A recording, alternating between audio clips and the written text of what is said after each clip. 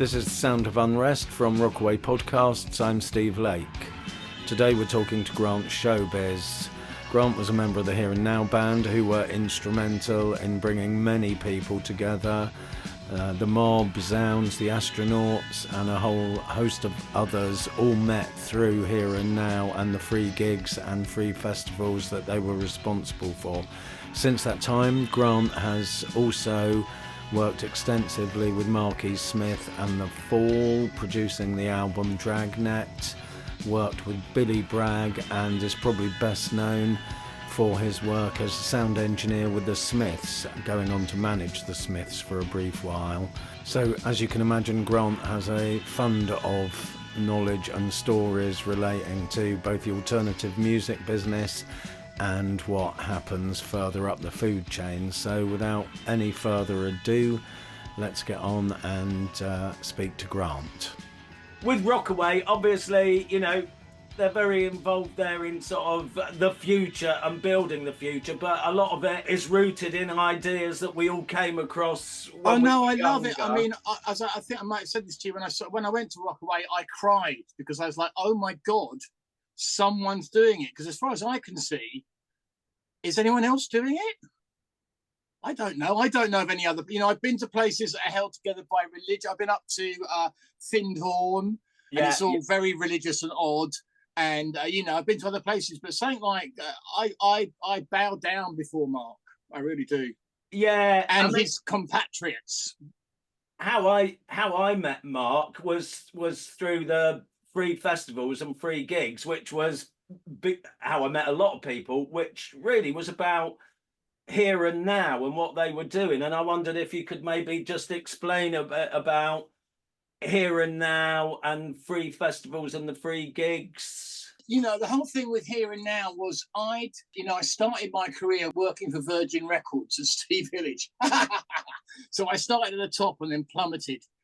Steve left Gong, so I was hanging out at the farm in Witney, Oxfordshire, where David Cameron is the MP now, of course, or was, and because Virgin were paying for them to have the farm, right? Because Virgin didn't know whether Mike Oldfield was going to make $1 million, or Gong was going to make $1 million, or Henry and Cow was going to make $1 million, or Kevin Coyne was going to make $1 million. They were just throwing money, Hatford and the North.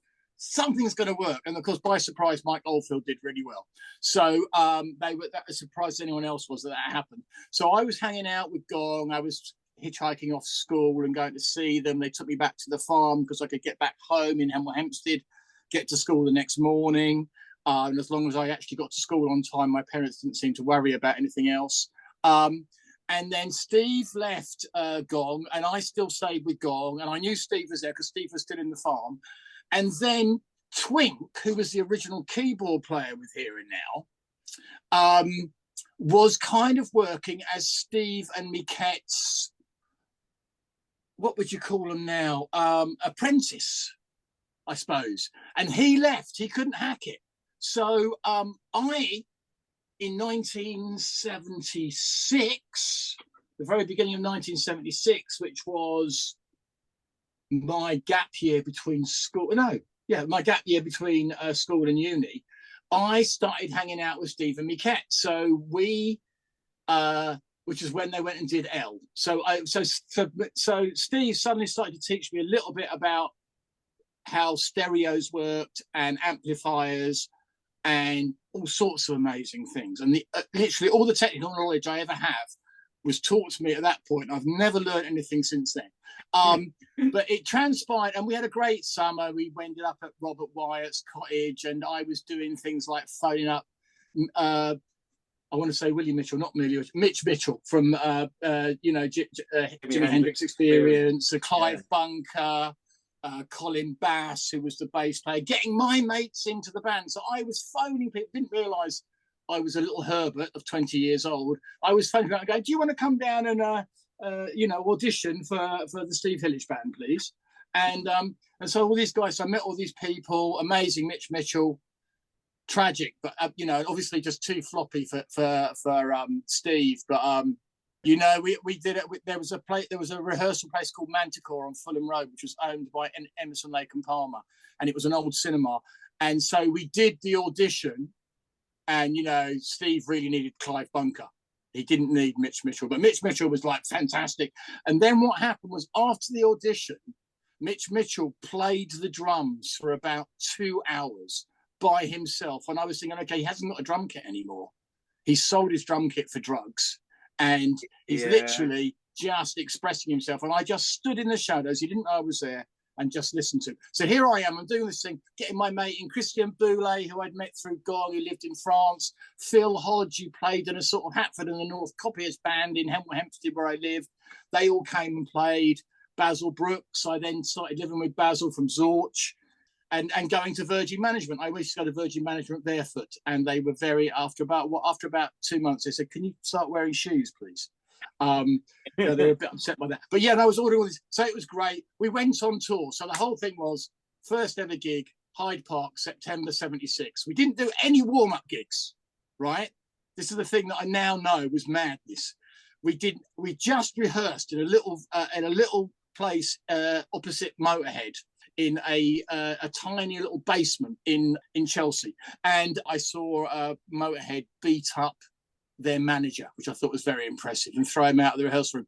And the first thing that Lemmy ever said to me was, "Do you want a line?" He didn't know my name. He didn't know who I was. But he asked me if I wanted a line. And of course I said yes. So anyway, I go on tour with Steve Hillage. I'm the guitar tech. I'm the hurdy-gurdy roadie. We had a hurdy-gurdy. It was really old. I saw that. I saw him on that tour. So I lost the hurdy-gurdy cover. And in Sheffield City Hall, we had this moment where he switched to the gold Les Paul, and I was supposed to tune the guitars. And in those days, strobe tuners were really fucking complicated. And I tuned. It was like I was doing the sort of Morkel and Wise thing. I tuned it, but not necessarily to the right notes. And so, great gold. Maybe it's the Golden Vibe. I can't remember which song it was, but there's a moment where I handed the guitar on stage to him, and he started to play it, and it went, and he looked at me like, "I'm going to kill you. I'm going to have to kill you. I really am going to have to kill you." And so they went to America in the new year, and I didn't go with them. Probably one of the greatest things that ever happened to me. So I didn't go with them, and because I hated it. It was horrible. I had about 3 hours sleep every night. I've been waiting since I was 15 and met Gong to go on tour and be a guy. And then I did it with Steve, and it broke my heart. I was the youngest kid on the tour. Now I'm the oldest guy on the tour. But then I was the youngest kid on the tour. We carried the PA with us. So we were getting up. It seemed to me we had about an hour's sleep every night. So, we put the PA in. Then I sat around all day doing guitar techie stuff. And then when Steve went home, and the whole band went home, of course they did, to the hotel, we were then putting the PA back into the van again, and then driving ludicrous amounts of time. I was just dead. I wanted to cry. I was crying. And so I broke up, went back to university, sort of molded a little bit, and then had heard about Here and Now. We'd gone out the summer of 76. We went to Megan Fair, and we'd heard about Here and Now, who were just like complete out there. They didn't do gigs. They didn't do gigs as we understood. They didn't do gigs for money. And we went and jammed with them in Megan Fair. LSD was involved. I was at that gig. And it was awful, wasn't it?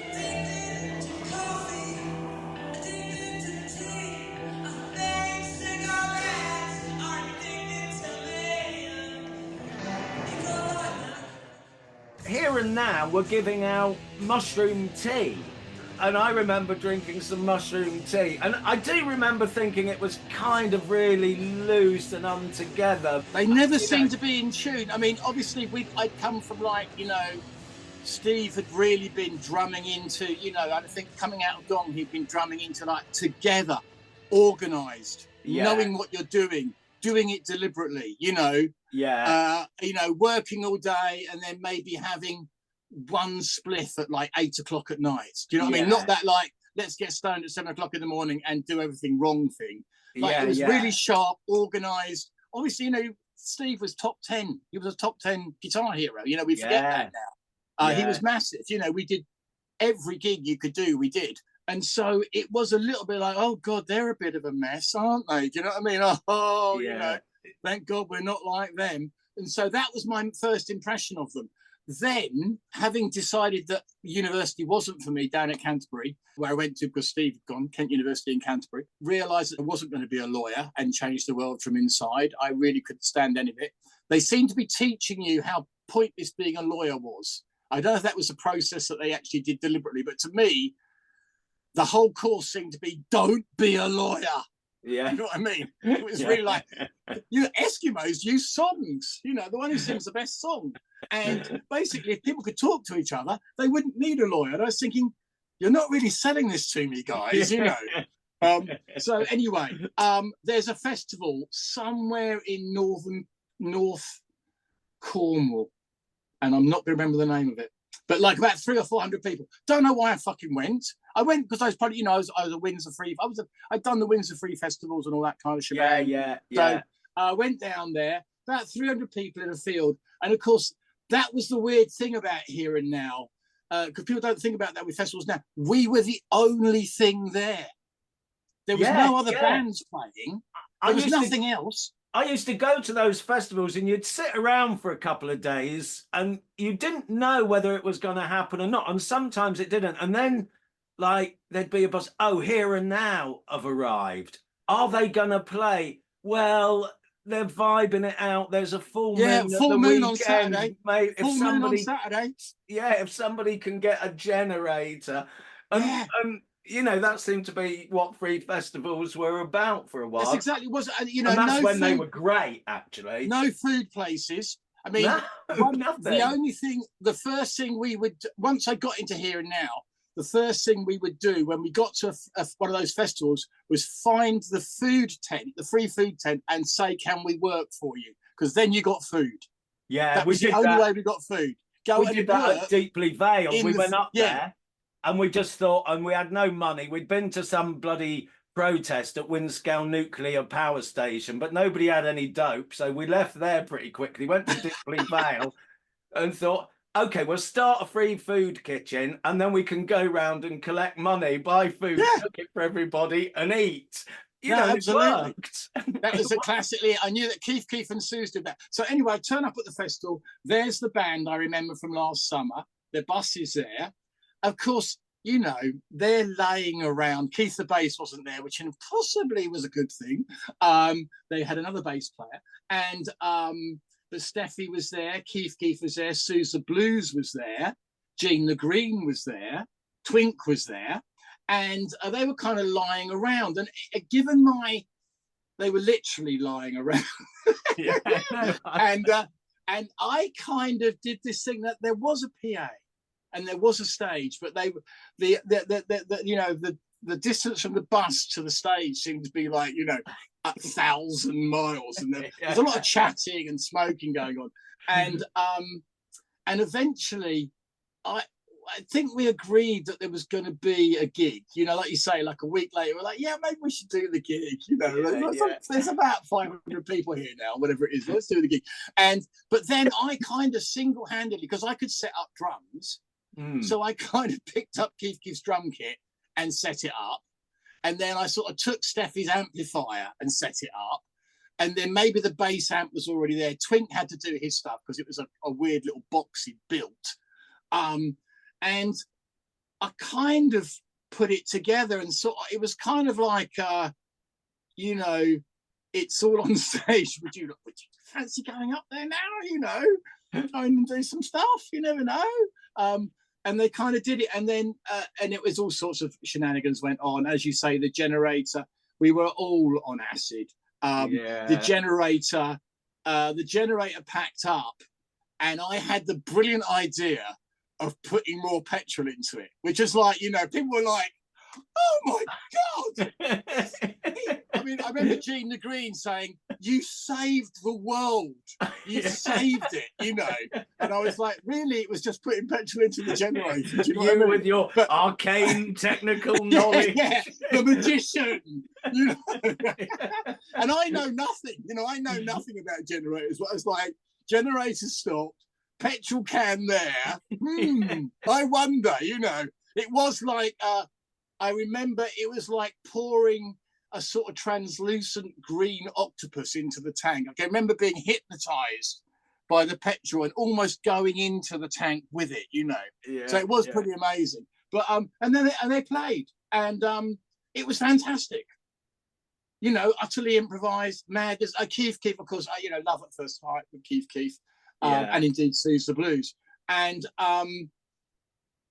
at the end of it, this amazing thing happened. So you know, then we did the show. I thought it was brilliant. All the things I'd thought about them, because obviously as a unit they could operate. It was when Steve came in and was trying to play something that made sense. That they couldn't operate. That's what happened at Megan Fair. They couldn't get together. But and they were put off by the fact that, you know, he was playing in one key and they were playing in another, and no one could find the right key. But at the end of it, this amazing, and Gavin, who was going to be originally Gavin in the Bits, was a roadie at that point.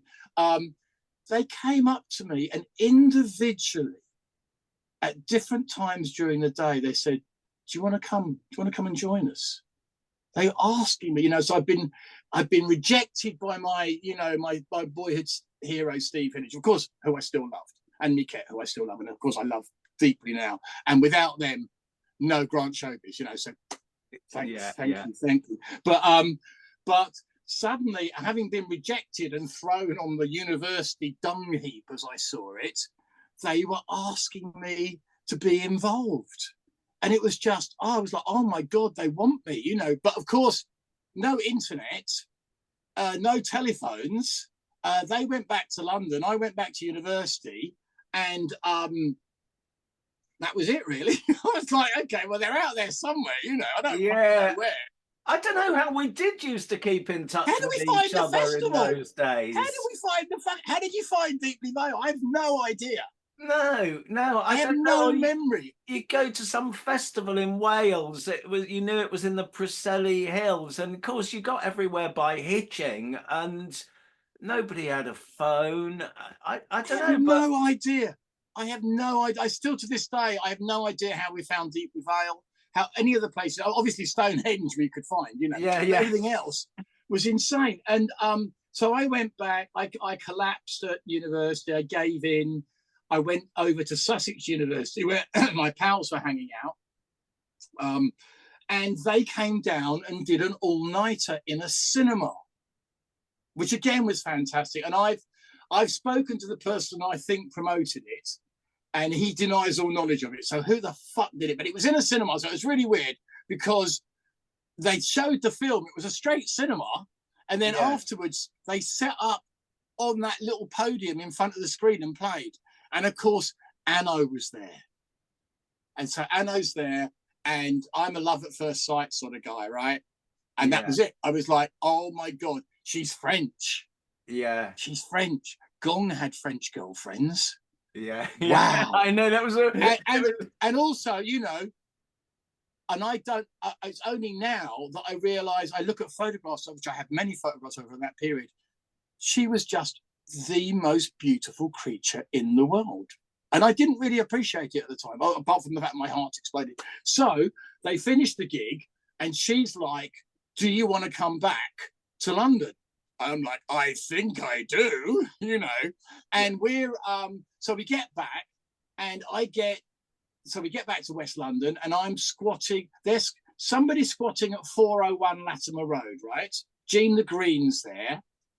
A couple of Dutch people who dressed up as spaceman and spacewoman and walked up and down Portobello Road thinking that something would happen, that someone would spot them and go, that's amazing, we need you to do this. And it never happened. I watched over the months as their wonderful space gear just got worse and worse and got broken and got dirty, and eventually they just disappeared. But I was staying, so I've got this bed, going to sleep in that bed. And so I slept in a bed that I'd never slept in a road I'd never been in, and in just Latimer Road. And after a week or so, I realised that there were other people sleeping in the bed. So you had to get into the bed really early in the day because I think Jean was sleeping in the bed, and there were certainly other people who were sleeping. You know, so it's like literally the first one who got the bed, and then you ended up on the floor. Yeah, well, that's interesting because I remember there was a gig at I don't know, again, I think it was somewhere in Wales, and Here and Now, were playing. And then before the end of the set, Twink disappeared, because Twink was still with them at that time.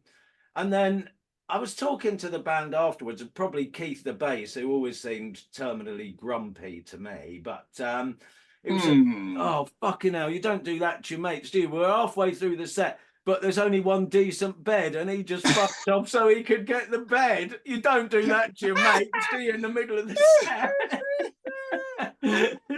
We have to remember that it was Twink's bus that we were travelling around in. The Green Goddess, the original Green Goddess, was Twink's bus. He, Twink would be the first person to say that he had some elements of his personality that weren't great. Unlike me, I'm just perfect. Not only did he let us drive around in the Green Goddess, but then when he decided he couldn't handle it anymore and left, he gave us the Green Goddess. So we carried on fucking driving it. So, Twink wins on... Yeah, he was... Yeah. There's maybe a little bit of selfishness in the Twink gene. Hello, Twink. I'm sure that I could say that to you. I know your children, Twink. I know your children, remember. The other thing about Twink was the first time I saw Here and Now, which I always understood was their first gig, was at Watchfield in 1975. Yes, absolutely. I wasn't there. And they came round giving out flyers, and people were saying, this is Twink's new band. And of course... Yes. In the free festival circuit, Twink means the Pink Fairies, and is a big deal. So, of course, at that point, everybody, when they were playing, goes up there to see, No, I think that was Twink's eternal cross to bear. We have to, whenever we speak now of Twink, we have to say, no, not that one. I think Here and Now had existed before that, because Jose from Blank Space and Dick Healy and Keith were in a band called Here and Now, and then Keith the bass and Twink somehow, that Watchfield thing was definitely a touchstone moment. It seemed to me that they didn't want to disabuse anybody of the fact that it wasn't actually Twink. No, exactly. Why would you? Why would you? I wouldn't. No. I definitely wouldn't. No. Those free festivals, ended up becoming the free gig circuit. I think the first thing is that the free festivals went a bit dark. Do you remember those last Stonehenge festivals? Oh yeah, I stopped going because Zounds played, I think maybe, I don't know whether it was 81 or 82, and Crass had turned up and provided a PA, and there were loads of bikers then. I think like the Mob had played and Flux had played, and then we got on stage and all these bikers started throwing bottles at us and fights. Oh yeah, no, very weird. At that point I just fucked off and I never went again. The thing about Anarchy is it involves that dark side as well. I mean, there's a lot of smack around. I can remember, people who were just literally sitting in their cars, taking, smoking heroin the whole time. So it was like, okay, this isn't what I remembered it. What I thought it was going to be when I first went. I guess I probably first went in 77. So I'm a little bit late to it, because I think it was probably started by 74. But the thing about the free circuit was, what was interesting about that was the key to that was Charlie Records, who were like, literally the darkest of the dark arts. So it's a really interesting combination that via David Allen, I assume, we got on Charlie's radar, and they gave us a £5,000 advance on the record, which is the only money we've ever had from that Give and Take record, ever. And indeed the Live Floating Anarchy record. So I see that record. I travel the world, Steve. That record is in every record shop I go to. It's by another record label that's called Charlong or Chaling or Cholong. And it's got nothing to do with Charlie Records. They've got no idea who it is.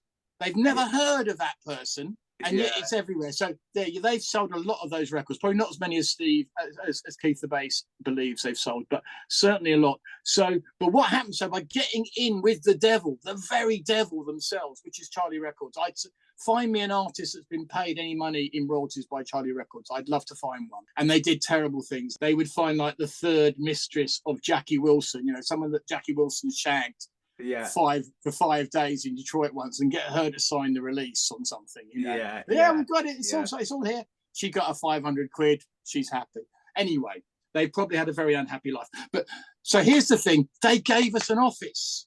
I know that office because weirdly, Mark from the Mob and Rockaway and myself used to go up there with JB, Jonathan Barnett. Yeah. And we organised all the Weird Tales tours. Exactly. From that office, and exactly. It was like, oh, we're just doing something for here and now. That was the key thing, was that, and I mean, that's why I'm Grant Showbiz, because you know that story that I organised all of that. So because of the Steve Hillage mindset, and I'd done all those gigs, I was the bridge, because I'd worked in real venues where money, passed hands between the bands. I was the key to that jigsaw with Here and Now, because nobody in Here and Now did that. They just played squats and festivals. They never played a venue. So what was it that attracted you to the free-floating hippie lifestyle? I was rejected by that whole world, right, by Virgin management, and quite rightly so. I would, in my position now as Lord Showbiz of rock and roll, I would actually get rid of me as well, because you can't have an incompetent guitar tech. It's just pointless. That's not what they do. There's 1,000 people who are competent and one idiot. Get rid of the idiot. Then, having gone to university and realizing, that I was the first person in my family to go to university. It was a big thing. I was going to do this groovy thing. I was going to please my parents as well. So I was going to be, obviously I've been reading International Times and Oz and all those incredibly alternative things there. I clearly couldn't be the lawyer, as I say, they drummed it into me. You can't be this person, So I rejected that completely. I was at a loss really at Sussex University, because I was just hanging out with a bunch of people who were going to university, my mates, but they were going to university, and I was just hanging out, and I got in with Jim. We did a bit of social secretarying, but that was more, that didn't, trying to find drugs for Pink Fairies at 4 o'clock in the morning in Brighton wasn't my ideal place to be, as much as I loved the Pink Fairies. So it was like a dream come true, because suddenly, I mean, I always wonder, Steve, if it hadn't all have gone well. Everything I did went really well. That was the first thing, meet Here and Now band. Do you want to come back to London? Here's a squat you can live in. Oh, this squat is actually hell. I can't really live here. I remember the Italian anarchist squatters would come in, knock on your door and go, hello, mate, we're taking your squat. You say, no, it's our squat. You say, no, you don't own it, do you? You've nicked it, and we're going to nick it off you. And you'd be like, okay. That seems to make sense to me. Do you know what I mean? That's anarchy. Okay. Then, of course, Anno had a much better situation over in Festonia, because she lived in Festonia. Stoneleigh Street, Stoneleigh Street, exactly. And she said, well, she didn't really say. We just went and made love there, and then I stayed there. And so, much to the chagrin, I think, of a lot of the other people who lived there. But that was happening all the time. People were bringing people back all the time. So, I had a place to stay, someone I was in love with, a band who were just ripe for my skills, because I wasn't together enough for Steve Hillage, but I was fucking like a Nazi stormtrooper for Here and Now. You know what I mean? Hence the, we do that first tour. I turn up on the first tour with an attaché case, a black attaché case with all the contracts which I've organised. We're coming up, because in those days you could phone up the social secretary and say, you want to do entertainment for your students. We want to come and play for nothing. We've got our own PA. We'll come up. And they said yes. So I had all their names and the addresses and the phone numbers in the attaché case. We're going up the M1. I can't remember who it was. It was probably Keith. Keith grabs the fucking attaché case out of my hands. You're just showbiz, you cunt. Never been showbiz up until then. You're just showbiz, aren't you? You're just fucking showbiz. And took the attaché case and threw it out the window.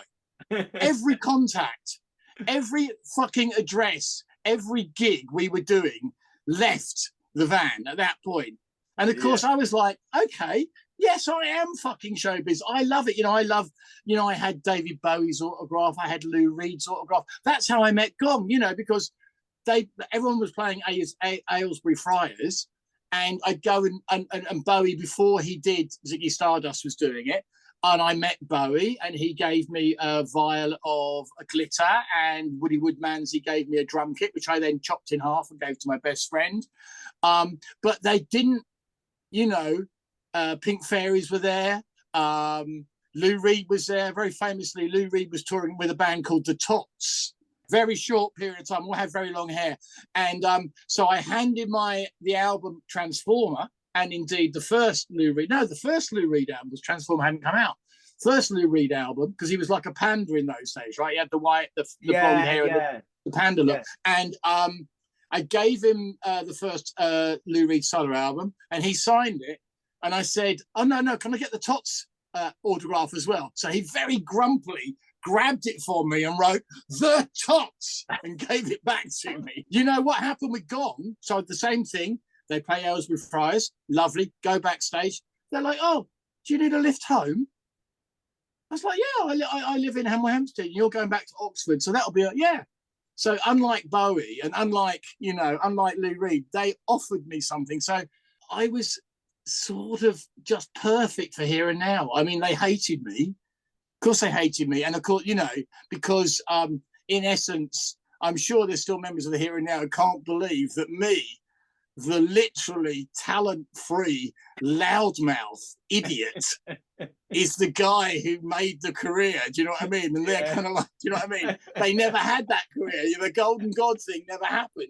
In essence, again, I could have like freaked out and gone, "Oh, they call me Showbiz. I don't want to do this." And I was like, "Fuck it, I am. I am." And they really needed me.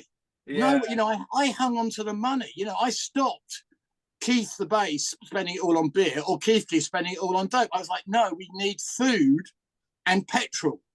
Those are the two things and that's why we organised. We do the thing at the end of the gig, because I mean everyone was really freaky about going into normal venues, But of course, David Allen seduced us into it, didn't he? That was what happened. David Allen came along and said, "Would you like to do a huge tour of France?" And we were like, "Oh, okay. We might have to compromise our beliefs slightly, but yeah, okay,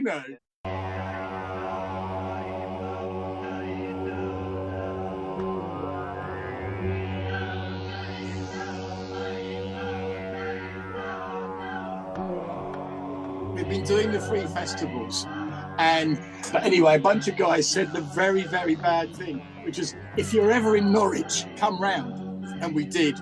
We turned up in September, and they were like, "Holy mother of God, 14 filthy, starving hippies in our farm," And that was when Twink bumped into David Allen, and then David Allen was like, was great. I think David Allen went round and shagged every woman in Here and Now as a kind of initiation ceremony, which they all joined in. I believe that happened. I wasn't there because I was at Charlie Records organising the tour, and I hit out to where they were. In fact, it was Harry Williamson's. They went and rehearsed to Harry Williamson's. So David seduced us into playing the same songs every night. Weird. We never did that. We just jammed, and also paying customers. And I did the classic thing, which was, "I'll do all of this for absolutely nothing." Because no, I wasn't being paid a penny for any of this. "I'll do all of this if I can do the sound." And so I got to do, these huge venues in France. I sometimes listen to the tapes and I'm like, this has been mixed by someone who knows nothing about anything.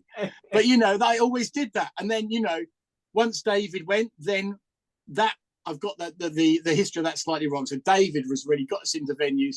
Then that's when we got Charlie Records. Then that's when I became Showbiz. I became Showbiz after David Allen. I wasn't Showbiz at that point. I was just Grant. And then once David, then, as it was wont to do, drifted off, we were still Planet Gong. We were Here and Now on Planet Gong. And we had a Planet Gong tour booked, and he didn't turn up.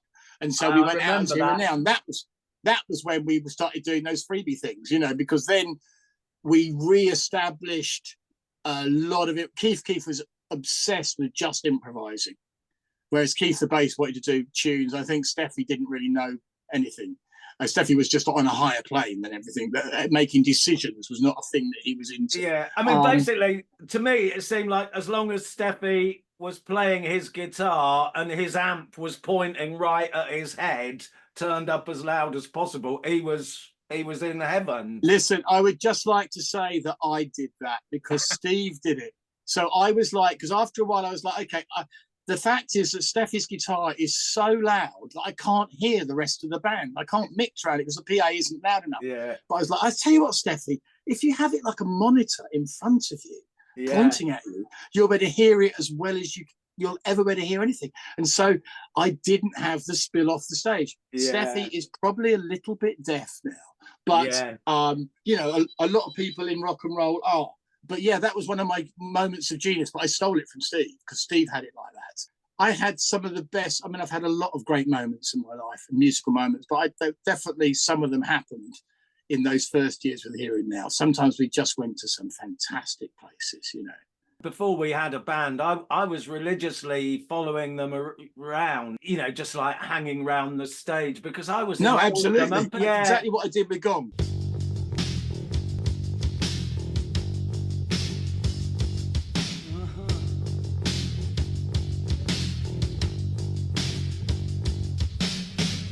And Keith was so charismatic, you know. I was absolutely in awe of it. I mean, genuinely in awe in that thing. I was also slightly frightened of him, you know. Oh yeah, no, Keith was. I mean, I you know, as I you know, it's a shame that it all kind of blew up for Keith, and he's kind of disappeared, really. Although hopefully he's having a great life, but he was, you know, he burnt bright. It was so, you know, I would never have got the street level studios together, which, you know, I would never have left Here and Now. I stayed on in Here and Now after he left, which was a mistake. I literally should have gone when he went. I stayed on for another couple of years and it began to be a bit of a grind then. I always had the impression that you and him had kind of left at the same time and then like Fuck Off Records and the Fuck Off... Yeah, the thing was I was doing it concurrently in a classic Grant pincher movement. I don't think I left Here and Now till 81, but we started street level in 79. So I definitely did some awful tours with Rob Boogie, who was the drummer from Dangerous Girls, who, you know, lovely guy, but it was, you know, and I still know Rob now and I've seen him very recently. He's just given me a Dangerous Girls album, which is fantastic. And I love Dangerous Girls. They're one of those great bands that we discovered with Here and Now, because obviously we were, you know, that's how we got the mob.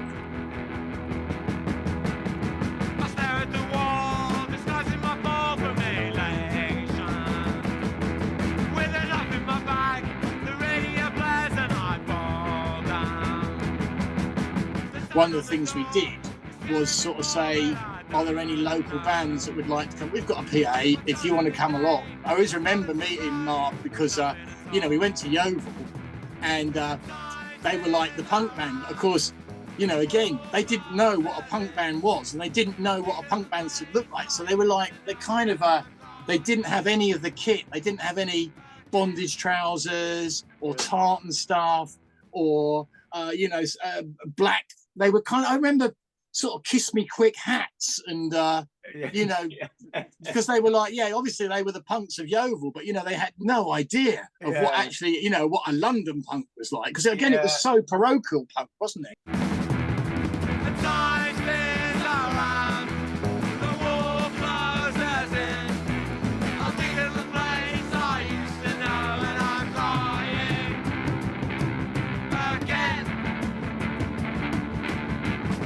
No, I mean, I always think that, you know, turning up in West London in 1977 was the thing, like, you can do it. You know, that was the thing. I didn't, you know, I ended up opening squats myself. But, you know, obviously when I got to Stoneleigh Street, I hadn't put the electricity on. I hadn't gone through the window to sort it out. I remember very clearly we had one of the bands we worked with who are still around now, they were called the Good For Nothings then, but they turned into the Murphy Federation. Rob Murphy, who's still doing brilliant stuff and has put out like millions of albums, and Being Selfish. Those two guys, Rob and Bing, were the band. We've got to Warwick University, and as often happened, the social secretary was like, oh no, actually, we've booked another band, or no, they won't let us use the hall. And they said, oh, but you can come and plug in from our bedroom and play in the grass outside the hall. And we did that. So that's how we met them, and they supported us. And they came down. They came down because they'd heard about squats and London, and they took over a building that none of us had squatted. It was just next to Stoneleigh Street. It was between Stoneleigh Street and Preston Road. And they took it over. And 2 hours later, they were in our kitchen crying because the guy who owned it had come in, beaten them up and thrown them out, you know. So again, it was all these things where it just kept working for me. And there was, you know, the punk thing was going, yeah, you can do it. So one of the key things I think for Here and Now was meeting alternative TV really early. You know, Keith and I saw alternative TV at the 100 Club, and we were like, fuck it, we are just shit.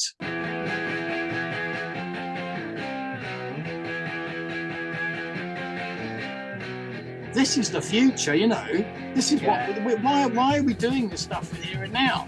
So that's why we suddenly started finding all those glass, you know, and that's how I met the Fall, you know. I mean, my life would have been so different. I heard Bingo Master's Breakout 6 months before it came out because Mark Perry had it and they had stepped forward, sat on it. It had been recorded a year earlier, and they sat on it and they said, oh, there's this band that we think are really good, and they played it to me and Keith, and we were like, holy mother of God, this is genius, you know, Repetition and Bingo Master's Breakout. So could we have their phone number? So in those days, it goes like, yeah, here's the phone number. Not like, oh, well, I don't know, they might not want to give you the phone number.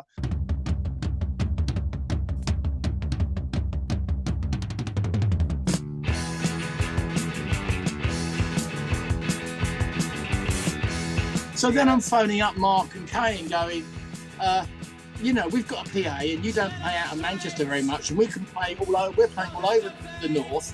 Why didn't you come? We won't pay you any money, but I'll do the sound and, you know, you can use our PA. And of course they said yes, because they were really, you know, they were like everyone else, they were hippies, like Johnny Rotten was a hippie, you know, like Mark, you know, like the Clash were hippies. Obviously we all reinvented ourselves as not being hippies, but I mean, you know, all the punk gigs I went to had loads of people with long hair at them. The 100 Club was full of people with long hair. When you look at pictures of early punk gigs, the fact that somebody's wearing skinny trousers and a tie, you know, and had their long hair slightly cut off a bit, that seemed like really fucking radical, because even footballers had long hair and flared trousers and paisley shirts. No, I can really remember you know, the cutting and you know, very clearly in the you know, you can see me on the back of What You See Is What You Are. I've got hair down to my fucking back, you know.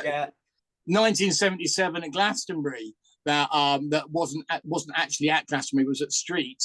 I mean, Stonehenge was always put together by another bunch of people, but with 77, that was Nick Turner's stage, Harry Williamson, and us. Do you know what I mean? We did that. We put that up. I can remember putting the stage up, and I was like, oh God, we can do it. I've got fabulous photographs from that. The geodesic domes around the back, me carrying Anno on my back, Shanks with his semi-naked girlfriend and a packet of chocolate biscuits. I left Zounds for a little while, and when I came back, Shanks was playing congas and some itinerant hippie on flute. And I thought, as much as I loved Shanks, I thought, this is not the way I want to go. This wasn't what I was thinking of. So I managed to wrest control of the band. Well, first I had to get back in the band, because I think Lawrence had felt, you know, there was a coup and he could. No, Lawrence was definitely a little bit more that way, wasn't he? Love his little heart. Love his little heart. But so, I mean, let's face it, I have to say, you know, Zounds were great, weren't they? Really, what a great band. But it was all, you know, a lot of this stuff is kind of luck, isn't it? You know, because... Oh yeah, no, that's what I'm saying. It's all luck. Because I don't know what would have happened if at any point in my life someone had said no. Well, they just said, you know, yeah, okay, that sounds all right. Come on.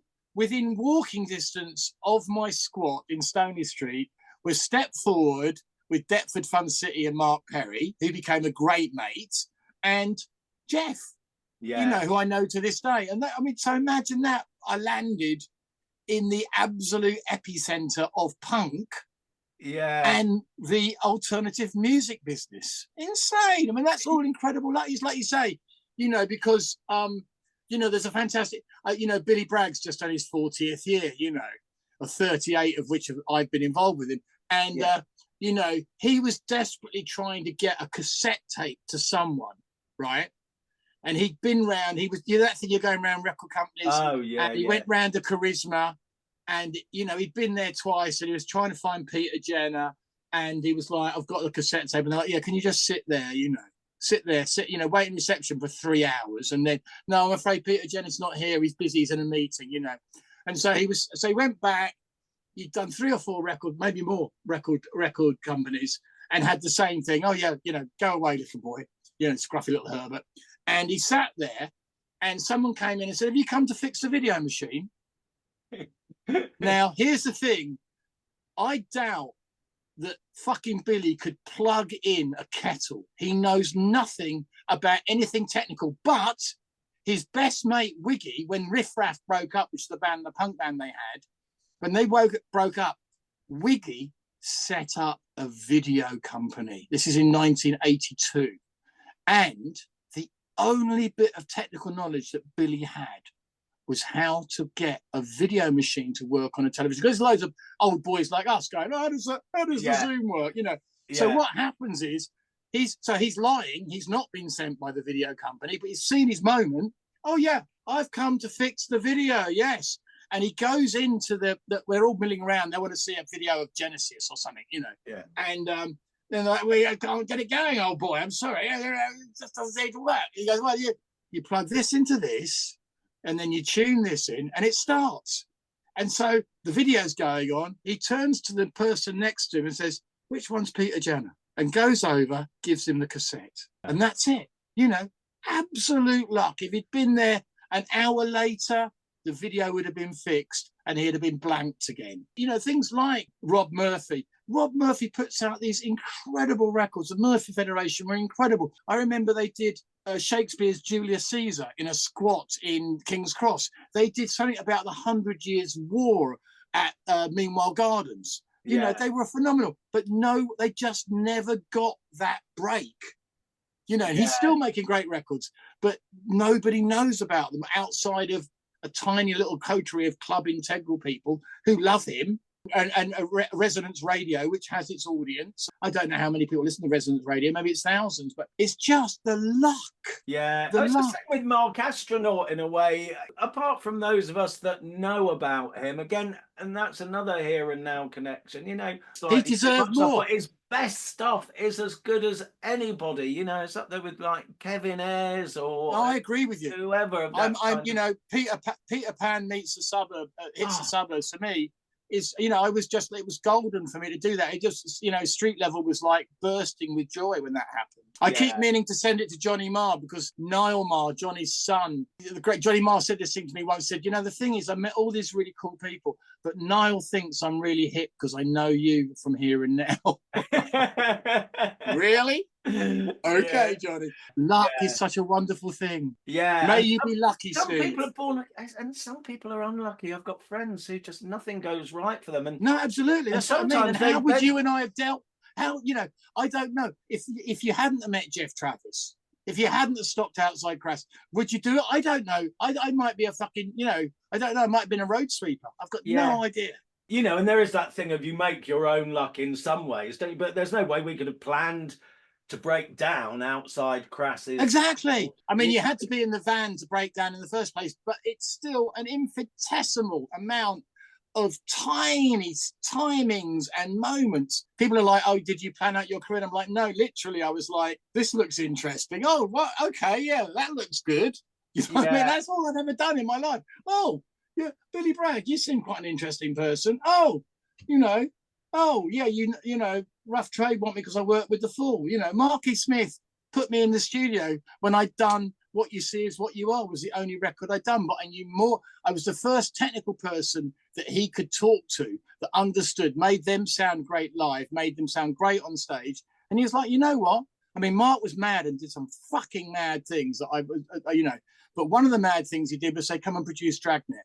I thought I was going to produce Give and Take by Here and Now. And we go into a studio, and of course, Dave Anderson, who runs Foal Studios, is producing it. And he's putting reverb on it and compression. And, it's a great record. But I'm sat at the back muttering, and no one's fucking listening to me, Yeah. And so then the next thing is, "Oh, do you want to do Dragnet?" "Yeah, I'm going to do Dragnet." There'll be no fucking reverb. No one's going to tell me what to do. Mark wants to walk round Mark wants to do the vocals live and walk round the room while he's doing it, so different instruments get louder as he gets closer with the microphone. That's fucking fine. We were just like, we're going to do it the way we want it. Mark was really upset with the first album, which of course is great, but it's got reverb on it, and it's a BBC engineer guy doing it, Bob Sargent. Sounds brilliant to me, but it wasn't what Mark wanted. So suddenly, I think that is me and him are going, we're not going to do any of the stuff you're telling us to do.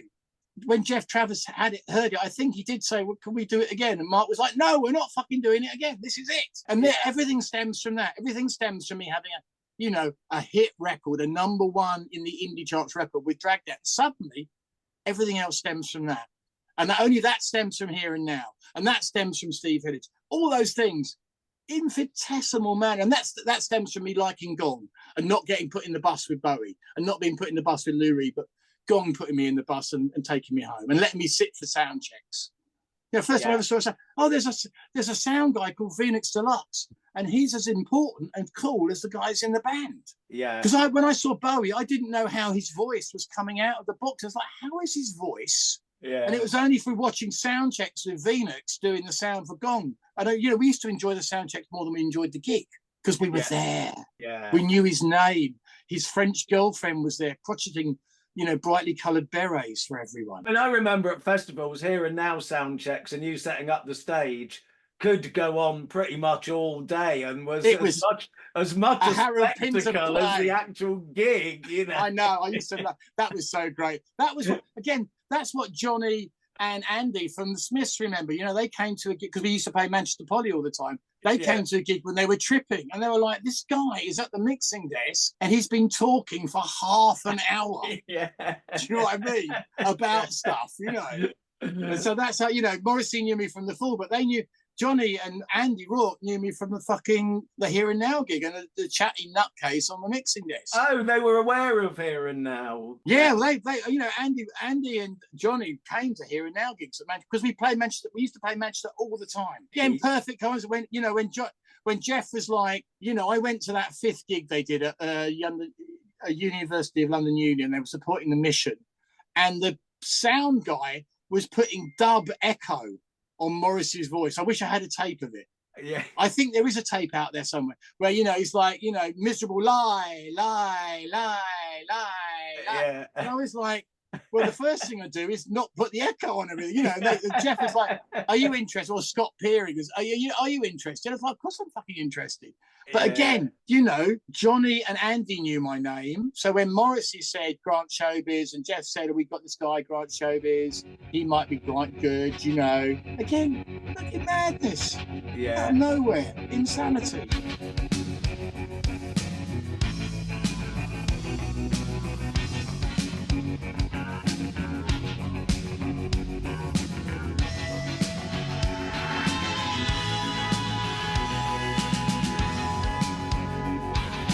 Well, time ran out, as it often does, and there's many things I'd still like to talk to Grant about. His work with Mood Swings and Chrissie Hynde.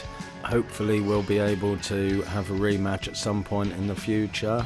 Grant, of course, is never short of things to say and is always an entertaining listen. So join us again for Sounds of Unrest podcasts. Many interesting things, not just about the music business, but about communities, alternative living, alternative lifestyles. See you soon.